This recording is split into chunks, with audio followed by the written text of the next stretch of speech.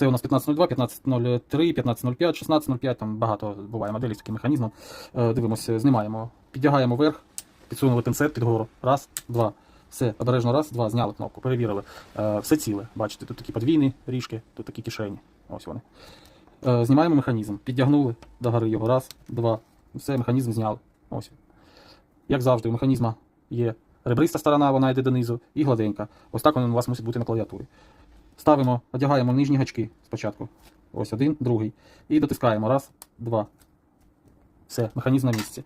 Беремо кнопку і ось так її донизу, під кутом тримаючи. Ось так насунути треба, щоб насунулися механізм на оці кишеньки. Насунули, так трохи опустили, похитали трішки і дотискаємо. Раз, два. Все, кнопка на місці.